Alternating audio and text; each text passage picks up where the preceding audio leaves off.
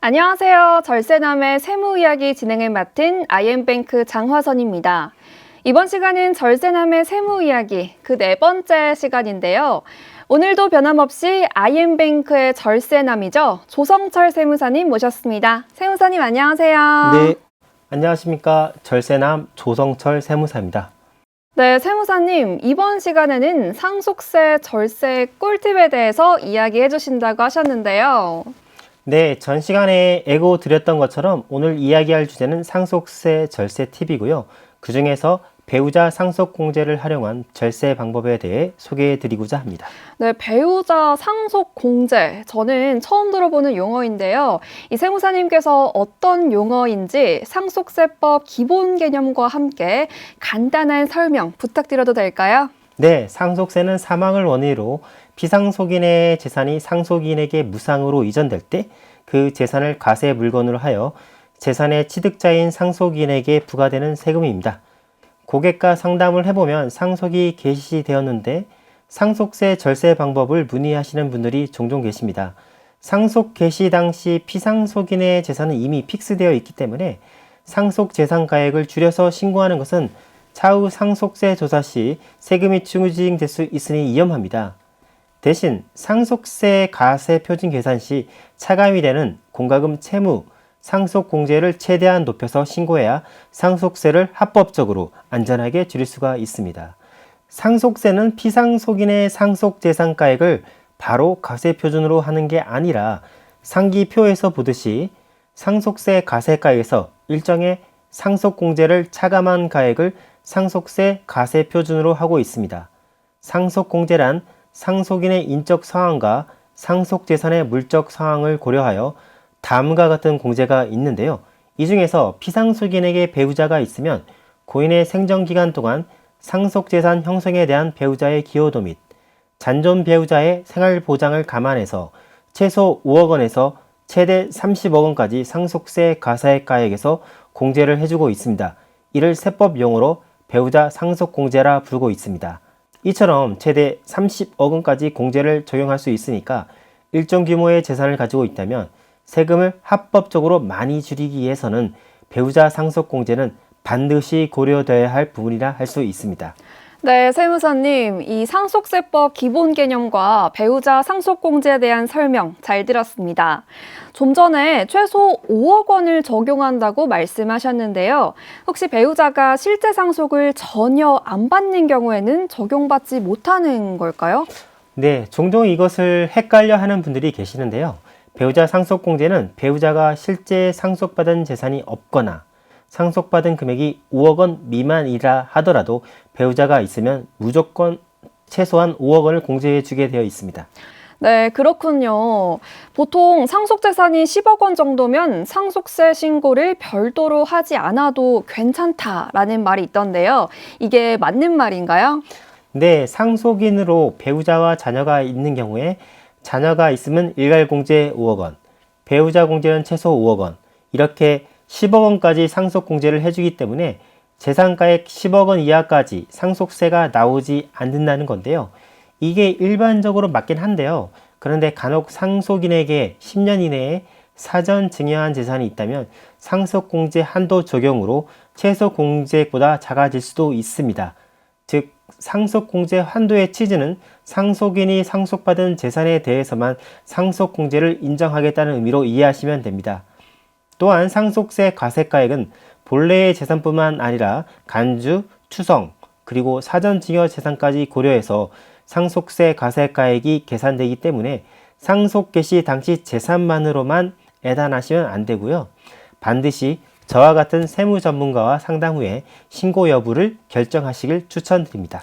네, 그러니까 사전 증여가 있으면 최소 공제액보다도 상속 공제액이 더 작아질 수 있고 또 상속 과세가액에는 추정, 간주, 사전 증여 재산까지 함께 고려해서 판단해야 한다는 점 꼭 명심해야겠습니다. 그리고 조금 전에 세무사님께서 말씀하신 것처럼 최대 30억 원까지 공제를 받을 수 있다고 하셨는데요. 배우자 상속공제를 최대한 많이 받기 위해서는 어떻게 하면 되는지 알려주시겠어요? 네, 배우자가 실제 상속받은 재산이 많을수록 배우자 상속공제액이 커집니다. 하지만 고액의 재산이 배우자에게 이전되는 것을 방지하고자 공제액은 아무리 많아도 배우자의 법정 상속분을 초과할 수는 없습니다. 그리고 금액 한도가 있어서요. 배우자 상속공제는 최대 30억 원까지만 적용됩니다. 구체적으로 예를 들어서 피상속인의 재산이 45억 원이고 배우자와 자녀 셋이 있다고 가정을 하겠습니다. 배우자 공제를 최대한 받기 위해서 30억 원을 배우자에게 재산 분할을 하더라도 배우자의 법정 상속분은 33%이므로 15억 원까지밖에 배우자 상속공제를 적용받지 못합니다. 그리고 피상속인의 재산이 120억 원이라고 가정을 하면 배우자의 법정 상속분은 40억 원이지만 최대 공제액은 30억 원이라서요. 적용 가능한 공제액은 30억 원까지만 됩니다. 네, 배우자 상속공제액은 실제 받는 상속재산과 배우자 법정 상속분을 비교해서 작은 금액을 적용하는데 그게 최대 30억 원까지만 적용이 된다라는 거군요. 네, 맞습니다. 그리고 5억 원을 초과하는 배우자 상속공제액을 적용받기 위해서는 재산의 분할 등기 및 분할 사실의 신고가 필요한데요. 즉 상속 개시일로부터 15개월 이내에 배우자 앞으로 상속재산을 협의 분할하고 상속재산의 분할 사실을 상속재산 분할 신고 기간까지 세무서에 꼭 신고해야 됩니다. 네, 세무사님께서 말씀해 주신 것처럼 배우자 상속공제를 최대한 많이 받기 위해서는 상속 개시일로부터 15개월 이내에 배우자 앞으로 분할 등기를 하고 재산 분할 기간까지 분할 사실을 세무서에 신고하는 것 꼭 잊지 말아야겠네요. 네, 맞습니다. 하지만 더 중요한 건 최대한 배우자 상속공제를 받기 위해서는 협의 분할이 필수적이므로 상속인 간에 원만하게 재산 분할 합의를 도출하는 게 무엇보다 중요하다고 할 수 있습니다. 아, 그렇군요. 이 절세를 위해서 상속인 간에 잘 합의하는 것이 궁극적으로 상속세를 줄일 수 있다라는 말씀이시죠? 이건 진짜 중요한 꿀팁이 되겠어요. 네, 그리고 상속세는 상속세 재원 확보가 매우 중요한데요. 왜냐하면 우리나라 자산가 대부분의 자산이 부동산으로 이루어져 있기 때문입니다.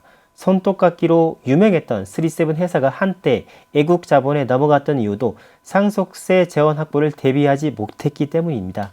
두 번째 팁으로 상속세 연대 납세 의무 규정을 활용해서 절세하는 방법을 알려드리겠습니다. 세무사님, 저 궁금한 게 있는데 연대 납세 의무라는 게 뭐죠? 예, 연대 납세 의무란 수인의 납세 의무자가 공동으로 납세 의무 전부를 이행할 책임을 지고 그중 한 사람이 납세 의무를 이행하면 다른 연대 납세 의무자의 납세 의무도 소멸하는 관계를 말합니다.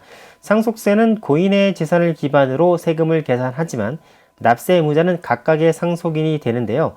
즉 다른 이의 세금을 대신 내주는 것은 증여로 보는 게 맞지만 상증세법에서는 조세채권 확보를 위해서 상속인 모두에게 다른 상속인의 상속세를 연대해서 납부하도록 의무하고 있습니다.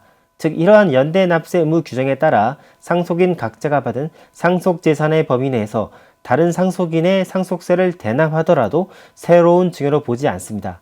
따라서 재산 협의 분할 시 배우자 상속공제를 받을 수 있는 최대 한도까지 배우자가 재산이 분할되도록 하되 상속세 재원이 될 현금은 가급적 배우자에게 기속되도록 합니다. 그리고 자녀에게는 향후 가치가 상승할 부동산 주식 위주로 재산 분할하도록 합니다.